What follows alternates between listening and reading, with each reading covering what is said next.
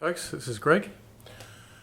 Just about to get underway with installing a diesel heater we've just bought.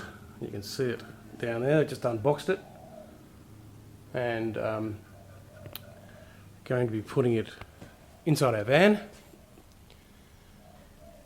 I'm just going to show you. Most folks, of course, would probably install them under the beds or even under the seating. So just to be a little bit different, I'm going to install it in the vanity, and that'll be the outlet, and then the heater unit itself is going to fit under the floor so that it's right out of the way. We don't take up any storage room. Any noises it might make or any smells it might generate will be outside.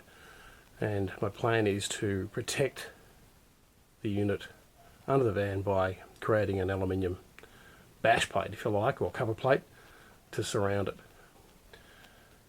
So on to stage one, which is to step the door, creating a panel and installing the vent. There we go, stage one. I split the door and put the vent in the panel I've now created, and the vent hose now turns a right angle and goes down through the floor. I'll close this off around here, put a panel either side, and the tall stuff can sit in there like that, and that'll maximise the use of the space. Alright, on to the unit underneath.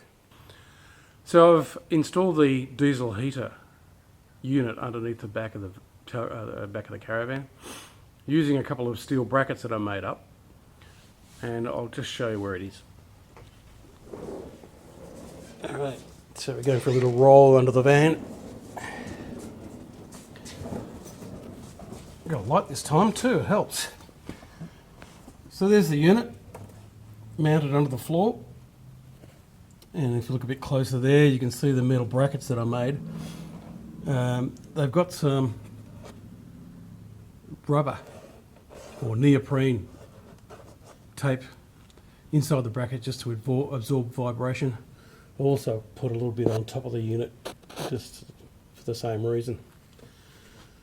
The air supply runs out of the unit and goes up onto the floor there.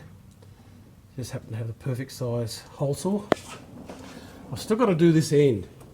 It's not good enough to have air collecting from underneath the van. I mean, there could be fumes which it'll pick up. So I'm going to redirect this in probably a solid pipe about halfway down the van and then bring it up under the floor, through the floor onto the bed, and put the outlet there, but you'll see that later. This is the muffler, little muffler, and the exhaust that they supplied.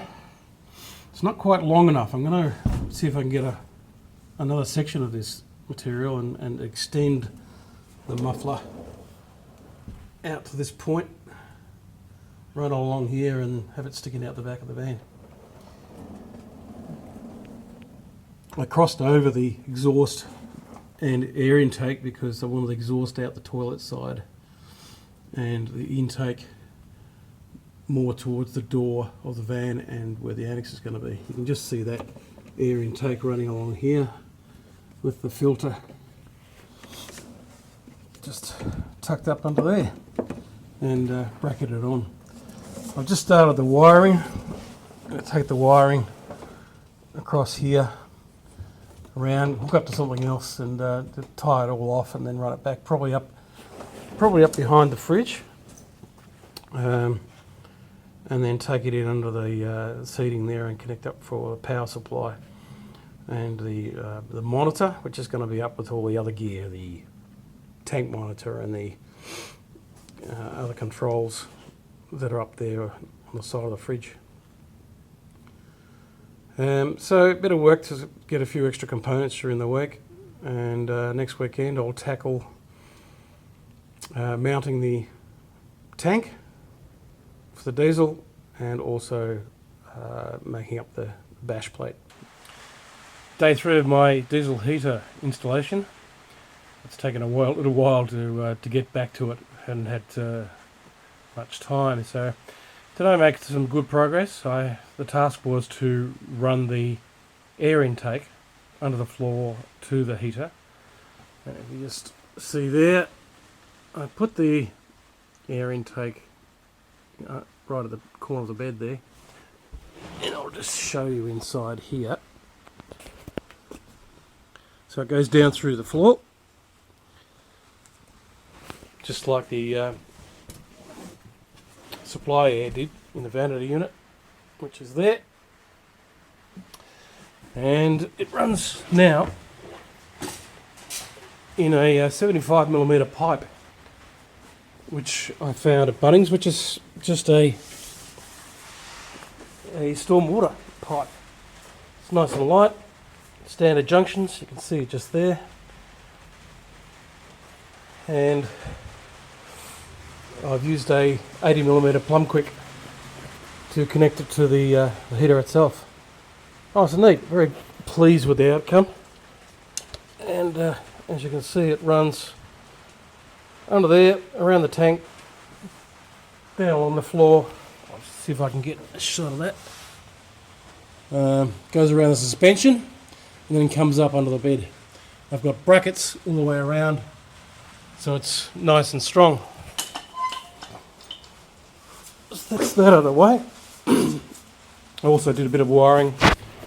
Took the wire in under the floor, ready to be hooked up at the battery. And I've been fiddling with the diesel tank. Dave Baldry very kindly made me up a bracket. You can see there that it sits against the wheel bracket and behind the van, so it's kind of protected and out of line of sight. So that's my next task, a fuel line installation, and hopefully fire up and get it going. Well, I finally finished my diesel heater installation, day 4, and I'll just show you what I've done. So onto that bracket, as I said, thanks again to Dave Baldry, who made up a rip snorter bracket there that's holding the tank. I've run the fuel line. Now, they gave us a cheap little plastic line with the system. I've replaced it with a neoprene proper fuel line, and I've also put a little, you can see a little yellow lever there, a little inline valve just to be able to shut it off. I noticed there was nothing that was on the tank or inline anywhere to stop the flow, so that was a very cheap little ad that I just got that valve from a mower supplier. So I haven't filled the tank, just put enough in it to run it.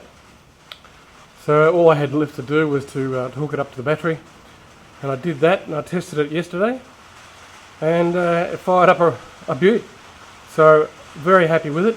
Got a bit smoky here in the shed, but I smelled a bit. But once it all burned off and was pumping away, it was fantastic. So I'm looking forward to using it for the first time.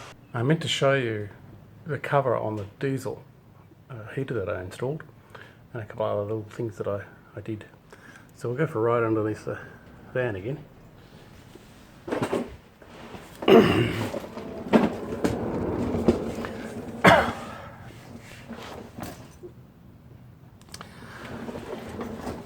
Alright, so there's the box covering the diesel heater. As you can see, it's all sealed up against the possibility of getting wet if we do a river crossing or something. I managed to order the extra part off eBay to extend the exhaust. So I've done that, and I've taken it along here and out the side so that the exhaust can vent away from the van. The last thing I did was, I don't know if you've run these diesel heaters before, but they get a bit noisy, and obviously I'm worried if I'm out free camping somewhere that it might upset somebody camping nearby. So my solution was to buy one of these covers. This is a waterproof cover for joining power leads and leaving them outside in the rain. They've got a rubber grommet either end and a seal around them, and stops water getting in. I bought one of those, modified it, and I've got the fuel pump inside it, as you can see, held on with a couple of hose clamps. I also lined the inside with a bit of rubber back carpet that's kind of working as a bit of insulation, so it cuts down the noise as well. So yeah, quite happy with it. It does make a significant difference. The ticking sound that you get from these little pumps was significantly reduced after having done that, so that was quite successful. The other thing I did inside this box, use this product, Dynamat. It's basically the same sort of stuff that you put on the floor of a car to provide sound insulation and cut down road noise under carpet. So I've lined the inside of the box to make sure that it just does a really good job on making it quiet operation outside. So that's the end of the installation of the diesel heater. My thanks once again to my friend David Baldry, who knocked up the box for me, and I had to kind of hack it and fit it a bit, but it worked out very, very well, and it's quite neat. So there you go. Nothing that can't be achieved with a bit of ingenuity. So thanks to everybody who did their own installations along the way. I obviously taken a license and used some of your tips, changed them up, altered it to suit my installation, and all in all, for the money, it was certainly worth doing, and relatively cheap to have that heating for when we're free camping. So I hope you enjoyed the series of videos. It makes it a lot easier than trying to create a whole lot of text under photos and explaining what's going on. So anyway, happy trails. See you guys.